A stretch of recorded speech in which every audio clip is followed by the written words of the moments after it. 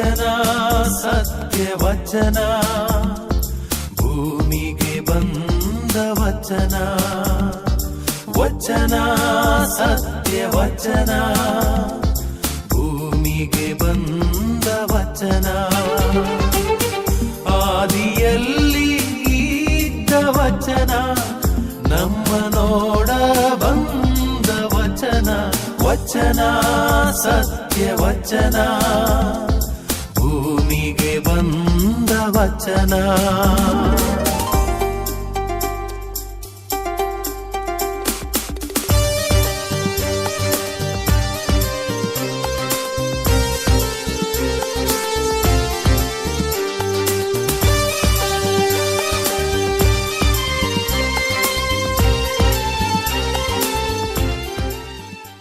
ಪಿತನ ಸುತನ ಮತ್ತು ಪವಿತ್ರ ಆತ್ಮನ ನಾಮದಲ್ಲಿ ಆಮೆನ್.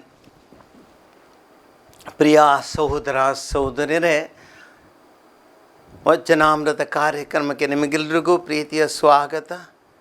ಆ ದೇವರ ಕೃಪೆಯಿಂದ ದೇವರ ವಾಕ್ಯವನ್ನು ಧ್ಯಾನಿಸೋಣ, ದೇವರಲ್ಲಿ ಪ್ರಾರ್ಥಿಸೋಣ. ತಂದೆಯಾದ ದೇವರೇ, ಇವತ್ತಿನ ಈ ಧ್ಯಾನವನ್ನು ನಾವು ಹೃದಯದಿಂದ ಮಾಡಲು ಮನಸ್ಫೂರ್ತಿಯಾಗಿ ನಿಮ್ಮನ್ನು ಸ್ಮರಿಸಿ ಈ ಧ್ಯಾನವನ್ನು ಮಾಡಿಕೊಂಡು ನಮ್ಮ ಜೀವನವನ್ನು ಬದಲಾಯಿಸುವಂಥ ಶಕ್ತಿಯನ್ನು ನಮಗೆ ನೀಡಿರಿ. ಈ ವಾಕ್ಯದ ಮೂಲಕ ನಮ್ಮ ಜೀವನ ಬೆಳಗಲಿ, ನಮ್ಮ ಜೀವನದಲ್ಲಿ ಎಲ್ಲ ಒಳ್ಳೆಯದಾಗಲೆಂದು ಸ್ವಾಮಿ ಯೇಸುವೆ ನಿಮ್ಮಲ್ಲಿ ಪ್ರಾರ್ಥಿಸ್ತೇವೆ. ನಿಮ್ಮ ಶಕ್ತಿಗಾಗಿ ನಾವು ನಿಮ್ಮನ್ನು ಬೇಡ್ತೇವೆ. ಇವತ್ತಿನ ವಾಕ್ಯ ಸಹೋದರ ಸಹೋದರರೇ, ಸಿರಾಕನ ಗ್ರಂಥದಿಂದ ನಾವು ಮುಂದುವರಿಸೋಣ. ದೇವರ ವಾಕ್ಯ ನಮ್ಮ ಜೀವನಕ್ಕೆ ಬೆಳಕು ನೀಡುತ್ತೆ. ದೇವರ ವಾಕ್ಯ ನಮ್ಮ ಜೀವನ ಸರಿಯಾದ ದಾರಿಯಲ್ಲಿ ಹೋಗುವಂತೆ ಮಾಡುತ್ತೆ. ಕಳೆದ ಕೆಲವು ದಿನಗಳ ಹಿಂದೆ ಒಂದು ನಡೆದಂಥ ಘಟನೆ, ಮಂಗಳೂರಿನಲ್ಲಿ ರೈಲು ಟ್ರ್ಯಾಕ್ ಮೇಲೆ ಒಂದು ಮರ ಬಿದ್ದಿತ್ತು. ಅದೇ ಸಮಯದಲ್ಲಿ ಆ ಮಂಗಳೂರು ಮುಂಬೈ ಮತ್ಸ್ಯಗಂಧ ರೈಲು ಬರುವಂಥ ಸಮಯವಾಗಿತ್ತು. ಕೇವಲ 10 ನಿಮಿಷಗಳಿತ್ತು. ಮಂಗಳೂರಿನಲ್ಲಿ ಒಬ್ಬ ಮಹಿಳೆಯೊಬ್ಬರು ಇದನ್ನು ನೋಡಿ ಒಂದು ಕೆಂಪು ಬಟ್ಟೆಯನ್ನು ಹಿಡಿದುಕೊಂಡು ಆ ರೈಲನ್ನು ನಿಲ್ಲಿಸಿದ್ದರು. ಅಪಾಯವಾಗುವಂಥ ಸನ್ನಿವೇಶವನ್ನು ಅವರು ತಪ್ಪಿಸಿದರು. ನೋಡಿ, ಸಮಯೋಚಿತವಾಗಿ ಮಾಡಿದಂಥ ಆ ಮಹಿಳೆಯ ದೊಡ್ಡ ಕಾರ್ಯ.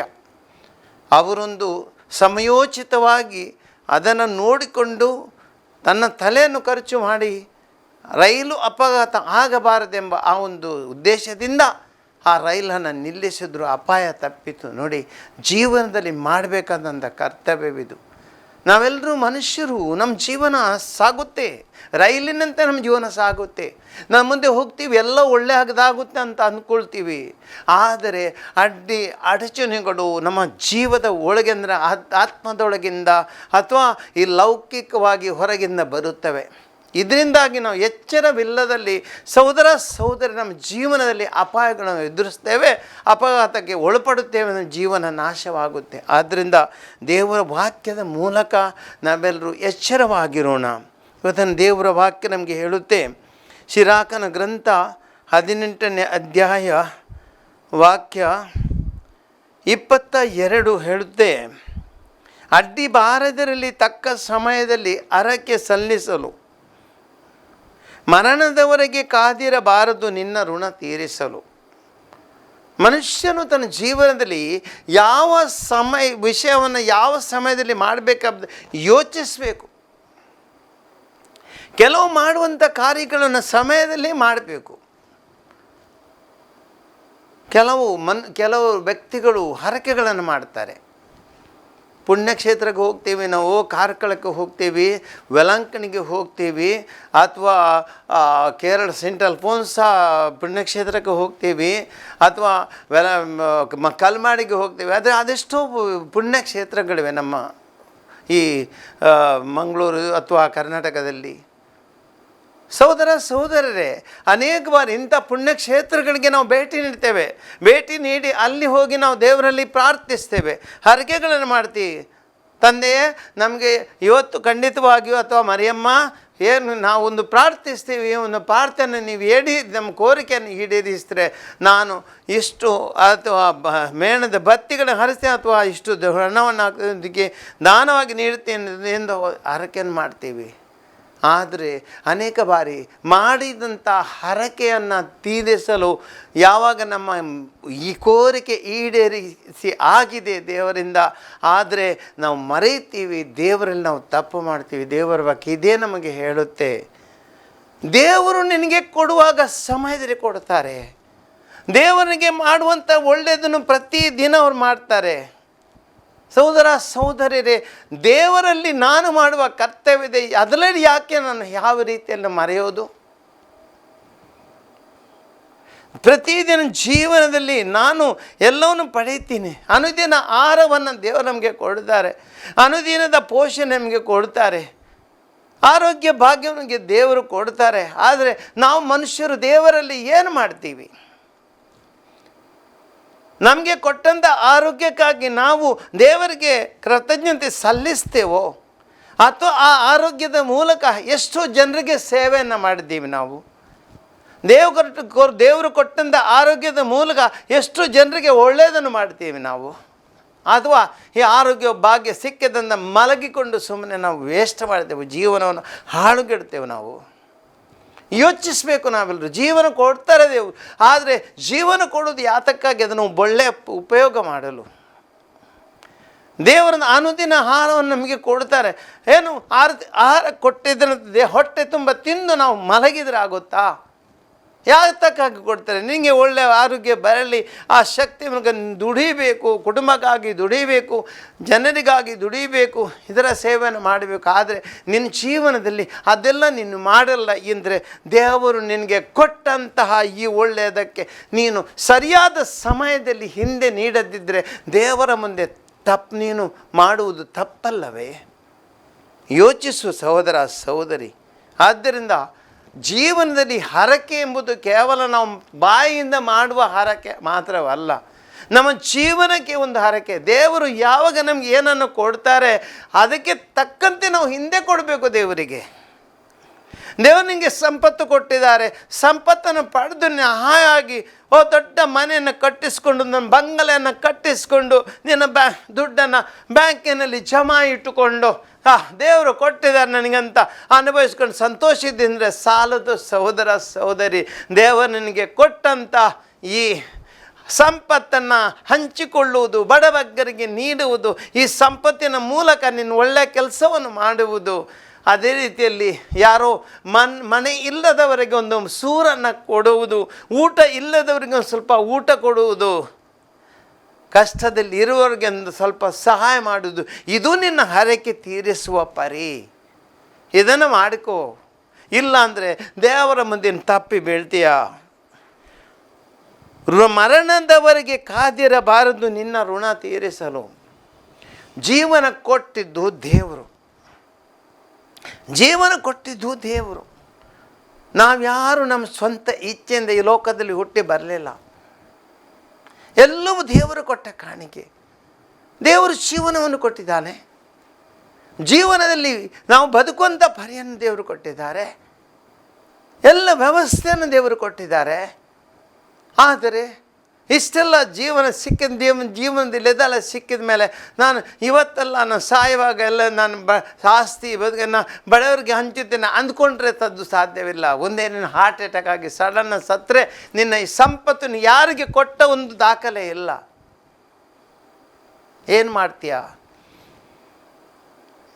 ಮರಣದವರೆಗೆ ಕಾಯಬೇಡ. ಜೀವನದಲ್ಲಿ ಪ್ರತಿಯೊಂದು ದಿನ, ಗಂಟೆ, ಮಿನಿಟು, ಸೆಕೆಂಡು ದೇವರನಿಗೆ ಕೊಟ್ಟಂಥ ಅವಕಾಶ. ಯಾವಾಗ ಒಳ್ಳೆಯದನ್ನು ಮಾಡಬೇಕು ಅದನ್ನು ಮಾಡಿ. ಇವತ್ತಿನ ಬಾಗಿಲ ಬಳಿಗೆ ಒಬ್ಬ ಭಿಕ್ಷುಕ ಬಂದಿದ್ದಾನೆ. ಅಮ್ಮ ಸ್ವಲ್ಪ ಊಟ ಕೊಡು, ಅಪ್ಪ ಸ್ವಲ್ಪ ಊಟ ಕೊಡು, ಅಥವಾ ಒಂದು ಯಾರಿಗೆ ನಾನು ರೋಗದಿಂದಿದ್ದೇನೆ ಸ್ವಲ್ಪ ಸಹಾಯ ಮಾಡು, ಒಂದು ಮೆಡಿಸಿನ್ಗೆ, ಮದ್ದಿಗೆ, ಔಷಧಿ ತರೋಕೆ ಉಂಟು, ನಿನ್ನ ಬಳಿ ದುಡ್ಡಿದೆ ಸಹಾಯ ಮಾಡು. ಈ ಗಳಿಗೆಯಲ್ಲಿ ಮರಣದವರೆಗೆ ಕಾಯಬೇಡ. ಈ ಗಳಿಗೆ ನೀನು ಸಹಾಯ ಮಾಡುವಂಥ ಗಳಿಗೆ, ಊಟ ಇಲ್ಲದವರಿಗೆ ಊಟ ಕೊಡುವ ಗಳಿಗೆ, ಔಷಧಿ ಇಲ್ಲದವರಿಗೆ ಔಷಧಿ ಕೊಡುವಗಳಿಗೆ, ಸೇವೆ ಮಾಡುವಂಥಗಳಿಗೆ ಈಗ ಮಾಡು. ಕಾಯಬೇಡ ನಾಳೆವರೆಗೆ, ನಾಡಿದವನಿಗೆ ಕಾಯಬೇಡ. ಇದು ನಿನಗೆ ದೇವರು ಕೊಟ್ಟಂಥ ಅವಕಾಶ. ಈ ಅವಕಾಶ ಇನ್ನೊಮ್ಮೆ ಬರಲ್ಲ. ಇದು ದೇವರೇ ಅವರನ್ನು ನಿನ್ನ ಬಳಿಗೆ ಕಳಿಸಿದ್ದಾರೆ. ನಿನ್ನಲ್ಲಿ ಸಂಪತ್ತಿದೆ, ದೇವರು ಕೊಟ್ಟಂಥ, ಅದು ನಿನ್ನ ಸಂಪತ್ತಲ್ಲ. ನೆನಪಿಸ್ಕೋ, ನಿನ್ನಲ್ಲಿರುವ ಸಂಪತ್ತು ನಿನ್ನದಲ್ಲ, ದೇವರು ಕೊಟ್ಟಂಥ ಸಂಪತ್ತು. ಇದನ್ನು ಅದರಲ್ಲಿ ಭಾಗವನ್ನು ದೇವರು ಹೇಳ್ತಾರೆ, ನೋಡಪ್ಪ ನಿನಗೆ ಇಷ್ಟು ಸಂಪತ್ತನ್ನು ಕೊಟ್ಟಿದ್ದೀನಿ, ಈ ಸಂಪತ್ತಿನಲ್ಲೇ ಒಂದು ಭಾಗ ಈ ಭಿಕ್ಷುಕನನ್ನು ನಿನ್ನ ಬಳಿಗೆ ಕಳಿಸಿದ್ದೀನಿ, ಅವನಿಗೆ ಕೊಟ್ಟು ಸ್ವಲ್ಪ ಕೊಟ್ಬಿಡು, ಅವನಿಗೆ ಸಹಾಯಬೇಡ ಅಂತ ನೀನು ಕಳಿಸಿಕೊಟ್ರೆ, ನೀನು ಆತನಿಗೆ ಸಹಾಯ ಮಾಡಿಲ್ಲವೆಂದಾದರೆ ದೇವರನಿಗೆ ಏನು ಹೇಳ್ತಾರೆ? ನಾನು ನಿನ್ನ ಬಳಿಗೆ ಬಂದೇ ನೀನು ಸಹಾಯ ಮಾಡಲಿಲ್ಲ, ನಿನ್ನಿಂದ ಎಲ್ಲವನ್ನು ಕಿತ್ತುಕೊಳ್ಳುವೆನು. ಏನು ಮಾಡಿದಿ? ನೆನಪಿಸ್ಕೋ, ಕೊನೆಯವರೆಗೆ ಕಾಯಬೇಡ. ನಿನ್ನನ್ನೇ ಸಿದ್ಧಪಡಿಸಿಕೋ. ಹರಕೆ ಮಾಡುವ ಮುಂಚೆ ನೀನಾಗಬೇಡ ಸರ್ವೇಶ್ವರನನ್ನು ಪರೀಕ್ಷಿಸುವವನಂತೆ. ದೇವರನ್ನು ಪರೀಕ್ಷಿಸಬೇಡ ಸಹೋದರ ಸಹೋದರಿ, ದೇವರನ್ನು ಪರೀಕ್ಷಿಸಬಾರದು. ನಾಳೆ ಮಾಡ್ತೀನಿ, ನಾಡ್ದು ಮಾಡ್ತೀನಿ, ದೇವರನ್ನು ದೇವರನ್ನು ಮಾಡ್ತಾರೆ ನೋಡೋಣ ಆತನ ಇಲ್ಲ. ದೇವರನ್ನು ಪರೀಕ್ಷಿಸಬಾರದು. ನಾವು ನಮ್ಮ ಕರ್ತವ್ಯವನ್ನು ನಾವು ಮಾಡಬೇಕು. ಇವತ್ತು ನಾವು ಏನು ಮಾಡಬೇಕು ಅದನ್ನು ಇವತ್ತೇ ಮಾಡಬೇಕು. ನಾಳೆಗೆ ನಾವು ಮುಂದೂಡಲಿಕ್ಕೆ ಸಾಧ್ಯವಿಲ್ಲ. ಇದು ನಮ್ಮ ಕರ್ತವ್ಯ ದೇವರ ಮುಂದೆ. ಈ ಕರ್ತವ್ಯವನ್ನು ಪಾಲಿಸಬೇಕು. ಇದು ದೇವರ ಇಚ್ಛೆ. ಅದಕ್ಕಾಗಿ ನಾವು ಸಿದ್ಧಪಡಿಸಬೇಕು. ನಮಗೆ ಹರಕೆ ತೀರಿಸುವುದಂದರೆ ದೇವರಲ್ಲಿ ಏನು ಕರ್ತವ್ಯ ಮಾಡಲಿಕ್ಕೆ ಉಂಟು, ನಾನು ದೇವರು ಕೊಟ್ಟಂತೆಗೆ ನಾನು ಏನು ಅವ್ರಿಗೆ ಹಿಂದೆ ಕೊಡಬೇಕು ಅದನ್ನು ಇವತ್ತೇ ನಾನು ತೀರಿಸಬೇಕು. ಅದು ಸರಿಯಾದ ಸಮಯಕ್ಕೆ ತೀರಿಸಬೇಕು, ನಾಳೆಗಲ್ಲ ನಾಡ್ದಿಗಲ್ಲ. ಯಾಕೆಂದರೆ ನನ್ನ ಬದುಕು ಗ್ಯಾರಂಟಿ ಇಲ್ಲ. ನಾನು ಇವತ್ತು ಇದ್ದೀನಿ, ನಾಳೆ ಇರ್ತೇನಂತ ಏನು ಗ್ಯಾರಂಟಿ? ನಾಡ್ದೆ ಇರ್ತೇನಂತ ಏನು ಗ್ಯಾರಂಟಿ? 10 ವರ್ಷ ಬದುಕ್ತೇನಂತ ಏನು ಗ್ಯಾರಂಟಿ? ಯಾರಿಗೂ ಗ್ಯಾರಂಟಿ ಇಲ್ಲ ಜೀವನದಲ್ಲಿ, ಯಾರಿಗೂ ಗ್ಯಾರಂಟಿ ಇಲ್ಲ. ಇವತ್ತಿದ್ದವ್ರು ನಾಳೆ ನಾವು ಇಲ್ಲ. ಆದ್ದರಿಂದ ಇವತ್ತೇ ನನಗೆ ದೇವರು ಕೊಟ್ಟಂಥ ಅವಕಾಶ, ಅದನ್ನು ನಾವು ಮಾಡಬೇಕು. ಮುಂದೆ ದೇವರ ವಾಕ್ಯ ಹೇಳುತ್ತೆ, ಅಂತ್ಯಕಾಲದಲ್ಲಿ ಬರುವ ದೈವ ಕೋಪವನ್ನು ಕುರಿತು ಯೋಚಿಸು, ಮುಯ್ಯಿ ತೀರಿಸುವ ದಿನದಲ್ಲಿ ಆತ ವಿಮುಖವನಾಗುವುದನ್ನು ನೆನೆಸು. ಎಚ್ಚರಿಕೆ ಕೊಡುತ್ತೆ ದೇವರ ವಾಕ್ಯ. ಅಂತ್ಯಕಾಲದಲ್ಲಿ ಬರುವ ದೈವ ಕೋಪವನ್ನು ಕುರಿತು ಯೋಚಿಸು. ನಿನ್ನ ಅಂತ್ಯಕಾಲದಲ್ಲಿ ನೀನು ಒಳ್ಳೆಯ ಜೀವನ ಜೀವಿಸಿಲ್ಲ, ದೇವರು ಮೆಚ್ಚುವಂತೆ ನೀನು ನಡೆದುಕೊಂಡಿಲ್ಲ, ದೇವರು ನಿನಗೆ ಕೊಟ್ಟಂಥ ಅವಕಾಶವನ್ನು ಗಳಿಸಿಕೊಂಡಿಲ್ಲ. ದೇವರು ಜೀವನ ಕೊಟ್ಟಂತಹ ದೇವರು, ಈ ಜೀವನದಲ್ಲಿ ಅವಕಾಶ ಕೊಟ್ಟಂತಹ ದೇವರು, ಸಂಪತ್ತನ್ನು ಕೊಟ್ಟಂತಹ ದೇವರು, ಒಳ್ಳೆತನ ಕೊಟ್ಟಿರುವಂತಹ ದೇವರು ನಿನ್ನನ್ನು ಅವರು ಪ್ರಶ್ನಿಸುತ್ತಾರೆ, ಕೋಪಗೊಳ್ತಾರೆ. ಯಾಕೆಂದರೆ ನೀನು ಮಾಡಿಲ್ಲ. ದೇವರು ಎಲ್ಲ ದಯ ನಿನ್ನ ಬಗ್ಗೆ ತೋರಿಸಿದ್ದಾರೆ, ಆದರೆ ನೀನು ದಯ ತೋರಿಸಿಲ್ಲ. ನಾನು ಹಸಿದಿದ್ದೆ, ನೀನು ಊಟ ಕೊಡಲಿಲ್ಲ. ನಾನು ಬಾಯಾರಿದ್ದೆ, ನೀನು ನೀರು ಕೊಡಲಿಲ್ಲ. ನಾನು ಬಂದಿಯಾಗಿದ್ದೆ, ನೀನು ನನ್ನನ್ನು ಭೇಟಿ ಮಾಡಲಿಕ್ಕೆ ಬರಲಿಲ್ಲ. ನನಗೆ ಸೂರಿರಲಿಲ್ಲ, ನೀನು ನನಗೊಂದು ಬದುಕೋದು ಚಿಕ್ಕ ಮನೆಯನ್ನು ಕೊಟ್ಟಿಲ್ಲ. ಈಗ ನಿನಗಾಗಿ ಸ್ವರ್ಗ ಸುಖ ಇಲ್ಲ. ಯಾಕಂದರೆ ನಿನಗೆ ಕೊಟ್ಟ ಅವಕಾಶವನ್ನು ಮಾಡಿಲ್ಲ. ಆದ್ದರಿಂದ ನಡೆ, ನನ್ನಿಂದ ದೂರ ನಡೆ. ಮತ್ತಾನ ಶುಭ ಸಂದೇಶದಲ್ಲಿ ಓದು, 25ನೇ ಅಧ್ಯಾಯದಲ್ಲಿ. ದೂರನೇ, ದೇವರ ರಾಜ್ಯ ನಿನಗೆ ಹೇಳಿದ್ದಲ್ಲ. ಯಾಕೆಂದರೆ ನಾನು ಕೊಟ್ಟದನ್ನು ನೀನು ಮಾಡಲಿಲ್ಲ, ಕೊಟ್ಟ ಅವಕಾಶವನ್ನು ಗಳಿಸ್ತಾ ಇಲ್ಲ. ನನ್ನ ಮುಂದೆ ನೀನು ಎಲ್ಲವನ್ನು ಕಳ್ಕೊಂಡಿದ್ದೀಯ. ದೈವ ಸುಖವನ್ನು, ಸ್ವರ್ಗೀಯ ಸುಖವನ್ನು ಕಳ್ಕೊಂಡಿದ್ದಿ. ನಿನಗೆ ಸ್ವರ್ಗದಲ್ಲಿ ಜಾಗ ಇಲ್ಲ. ದೇವರ ಮುಂದಿದ್ದಾನೆ ದೈವ ಕೋಪಕ್ಕೆ ಒಳಗಾಗ್ತೀವಿ ನಾವು ಯಾವಾಗ ನಮ್ಮ ಕರ್ತವ್ಯವನ್ನು ಮಾಡಲ್ಲ. ದೇವರು ಕೊಟ್ಟಂಥ ಈ ಸಂಪತ್ತನ್ನು ನಾವು ಹಂಚಿಕೊಳ್ಳುವುದಿಲ್ಲ. ದೇವರು ಕೊಟ್ಟಂಥ ಸಮಯವನ್ನು ಇತರ ಒಳ್ಳೆಯದಾಗಿ ಮಾಡಲಿಕ್ಕೆ ಉಪಯೋಗಿಸುವುದಿಲ್ಲ. ದೇವರ ಮೇಲೆ ಕೋಪಗೊಳ್ತಾರೆ. ಕರ್ತವ್ಯಗಳನ್ನು ಮಾಡಬೇಕು, ಕರ್ತವ್ಯವನ್ನು ನಿಭಾಯಿಸಬೇಕು. ಈ ದೇವರಲ್ಲಿ ನಮ್ಮ ಕರ್ತವ್ಯ. ಅವರ ಕರ್ತವ್ಯ ನಿಭಾಯಿಸ್ತಾರೆ, ನಮ್ಮ ಕರ್ತವ್ಯ ನಿಭಾಯಿಸಬೇಕು. ಅದರಿಂದ ಮುಂದೆ ಹೇಳ್ತದೆ ದೇವರ ವಾಕ್ಯ, ಹೊಟ್ಟೆ ತುಂಬ ಇರುವಾಗ ಹಸಿವೆಯ ದಿನಗಳನ್ನು ನೆನೆಸಿಕೋ, ಶ್ರೀಮಂತಿಗೆ ಬಂದಾಗ ಬಡತನದ ಬವಣೆಯನ್ನು ಸ್ಮರಿಸಿಕೋ. ಹೊಟ್ಟೆ ತುಂಬ ಇದೇ ನಿನಗೆ ಇವತ್ತಿನಗೆ, ನಿನ್ನ ಹಸಿವೆಯ ದಿನಗಳನ್ನು ನೆನೆಸಿಕೋ. ಒಂದು ದಿನ ನೀನು ಹಸಿವಿಂದ ಬಳಲ್ತಿದ್ದಿ, ಆದರೆ ಇವತ್ತು ನೀನು ಹೊಟ್ಟೆ ತುಂಬ ತಿಂದು ಯಾರು ಕೊಟ್ಟದ್ದು ನಿನಗೆ? ನಾನು ಕೊಟ್ಟದ್ದು ಹೇಳ್ತಾರೆ ದೇವರು ಕೊಟ್ಟದ್ದು. ಹಸಿವಿನ ನಿನ್ನ ಹೊಟ್ಟೆನ ನೋಡಿ ಕನಿಕರ ಹುಟ್ಟಿ ದೇವರು ನಿನಗೆ ಹೊಟ್ಟೆ ತುಂಬ ಊಟವನ್ನು ಕೊಟ್ಟಿದ್ದಾರೆ. ಆದರೆ ನೀನು ಇನ್ನೊಬ್ಬನಿಗೆ ಕೊಡಲಿಲ್ಲವೆಂದಾದರೆ, ಶ್ರೀಮಂತಿಕೆ ಬಂದಿದೆ ಆದರೆ ನಿನ್ನ ಬಡತನದ ದಿನಗಳನ್ನು ಯೋಚಿಸ್ಕೋ. ಹರಕು ಮುರುಕು ಬಟ್ಟೆಗಳನ್ನು ನೀನು ಧರಿಸ್ತಿದ್ದೀಯಾ? ಒಂದು ಚಿಕ್ಕ ಸೂರಿನಲ್ಲಿ, ಒಂದು ಚಿಕ್ಕ ಕೋಣೆ ಅಂತ ಒಂದು ಸೂರಿನಲ್ಲಿ ಬದುಕಿಕೊಂಡಿದ್ದೀಯಾ. ಆದರೆ ಇವನಿಗೆ ಬಂಗಲೆ ಇದೆ, ಒಳ್ಳೆ ಒಳ್ಳೆ ಬಟ್ಟೆನ ಉಡ್ತೀಯಾ, ಒಳ್ಳೆ ನಡೆದುಕೊಂಡು ಕಾಲ್ನಡಿಗೆಯಲ್ಲಿ ಹೋಗುವಂಥವನು ನೀವು ದೊಡ್ಡ ದೊಡ್ಡ ಪಾಶ್ ಕಾರಲ್ಲಿ ಹೋಗ್ತಿದ್ದೀಯಾ. ಆದರೆ ನೀನು ಇತರ ಬಗ್ಗೆ ಯೋಚಿಸಿಲ್ಲ ಎಂದಾದರೆ ಆ ನಿನ್ನ ಬಡತನದ ದಿನಗಳನ್ನು ನೆನಪಿಸೋ. ಅಲ್ಲಿ ಏನು ಇರಲಿಲ್ಲ ನಿನ್ನಲ್ಲಿ, ಆದರೆ ಇವತ್ತು ನನ್ನ ಆಶೀರ್ವಾದದಿಂದ ಎಲ್ಲವನ್ನು ನಿನಗೆ ಕೊಟ್ಟಿರುವನು, ಎಲ್ಲವನ್ನು ನೀನು ಪಡೆದಿದ್ದೀಯಾ. ಆದರೆ ದೇವರನ್ನು ಮರ್ತಿದ್ದೀಯಾ? ದೇವರ ಕೋಪಕ್ಕೆ ಒಳಗಾಗಬೇಡ ಸಹೋದರ ಸಹೋದರಿ. ಯಾವುದು ನಿನ್ನ ಜೀವನದಲ್ಲಿ ನಿನ್ನದೆಂಬುದು ಎಲ್ಲೂ ನಿನ್ನದಲ್ಲ, ಇವು ದೇವರು ಕೊಟ್ಟಂಥದ್ದು. ದೇವರಲ್ಲಿ ನಿನಗೆ ಕರ್ತವ್ಯವಿದೆ. ಬಡತನದ ಜೀವನದಿಂದ ದೇವರು ನಿನ್ನ ಪಾರು ಮಾಡಿದ್ದಾನೆ. ಹಸಿದ ಹೊಟ್ಟೆಯಿಂದ ದೇವರು ಪಾರು ನಿನ್ನ ಹೊಟ್ಟೆಯನ್ನು ತುಂಬಿಸಿದ್ದಾನೆ. ಕಷ್ಟದ ದಿನಗಳನ್ನು ದೂರ ಮಾಡಿಕೊಂಡು ದೇವರಿಗೆ ಸಂತೋಷ ನೆಮ್ಮದಿ ಕೊಟ್ಟಿದ್ದಾನೆ. ಇಂತಹ ರೀತಿಯಲ್ಲಿ ದೇವರು ನಿನ್ನ ಆಶೀರ್ವದಿಸುವಾಗ ನೀನು ಆ ದೇವರ ಮುಂದೆ ನಿನ್ನ ಕರ್ತವ್ಯ ಪಾಲಿಸುವುದಿಲ್ಲವೆಂದಾದರೆ ಖಂಡಿತ ದೇವರ ಆ ಕೋಪಕ್ಕೆ ನೀನು ಒಳಗಾಗುತ್ತೆ. ಆದ್ದರಿಂದ ಎಚ್ಚರವಿರು. ಬೆಳಗಿನಿಂದ ಬೈಗಿನವರೆಗೆ ಸಮಯ ಸಾಗುತ್ತಾ ಇರುತ್ತೆ, ಕಾಲಚಕ್ರ ಉರುಳುತ್ತಾ ಐತೆ, ನಿಲ್ಲುವುದಿಲ್ಲ. ಇವತ್ತಿನ ಈಗಳಿಗೆ ಇನ್ನೊಮ್ಮೆ ಬರಲ್ಲ. ಇವತ್ತಿನ ದಿನ ಈ ಬುಧವಾರ ಅಥವಾ ಈ ಶುಕ್ರ ಇನ್ನೊಮ್ಮೆ ಬರಲ್ಲ. ಇವತ್ತಿನ ಈ ಗಂಟೆ ಇನ್ನೊಮ್ಮೆ ಬರಲ್ಲ. ಇವತ್ತಿನ ಈ ಮಿನಿಟು ಇನ್ನೊಮ್ಮೆ ಬರಲ್ಲ. ಈ ವರ್ಷ ಇನ್ನೊಮ್ಮೆ ಬರಲ್ಲ. ಕಾಲಚಕ್ರ ಉರುಳುತ್ತಾ ಹೋಗುತ್ತೆ. ಅದು ಮುಂದೆ ಹೋದದ್ದು ಹಿಂದೆ ಬರಲ್ಲ. ಕಾಲಚಕ್ರ ಮುಂದೆ ಹೋಗುವಾಗ ನಿನ್ನ ಜೀವನದಲ್ಲಿ ನೆನಪಿಕೋ, ದೇವರು ಕೊಟ್ಟಂಥ ಅವಕಾಶ ನಾಳೆ ಪುನಃ ಬರಲ್ಲ. ಕಾಲಚಕ್ರ ಸಾಗುತ್ತಾ ಇರುತ್ತದೆ. ಅಂತೆಯೇ ಸರ್ವೇಶ್ವರನ ಸಮ್ಮುಖದಲ್ಲಿ ಎಲ್ಲವೂ ಶೀಘ್ರವಾಗಿ ಗತಿಸಿ ಹೋಗುತ್ತದೆ. ನೀನು ಅಂದ್ಕೊಳ್ತೀಯ ಇದು ನಿನ್ನಲ್ಲಿ ಇದೆ, ಎಲ್ಲ ಕಾಲಚಕ್ರ ಉರುಳುವಾಗ ಇದನ್ನೆಲ್ಲ ಕಳ್ಕೊಳ್ತಾ ಹೋಗುತ್ತೀಯ. ನಿನ್ನ ಯೌವನವನ್ನು ಕಳೆದುಕೊಳ್ತಾ ಹೋಗ್ತೀಯ ಕಾಲಚಕ್ರ ಹೋಗುವಾಗ.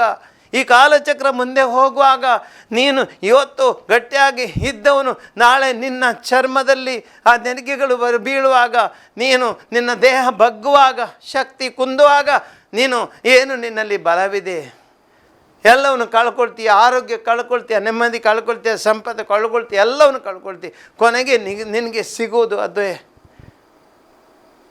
ಅದೇ ಒಂದು 5 ಅಡಿ ಆಳ, 7 ಅಡಿ ಉದ್ದ, 3 ಅಡಿ ಅಗಲದ ಅದೇ ಸಮಾಧಿಯೇ.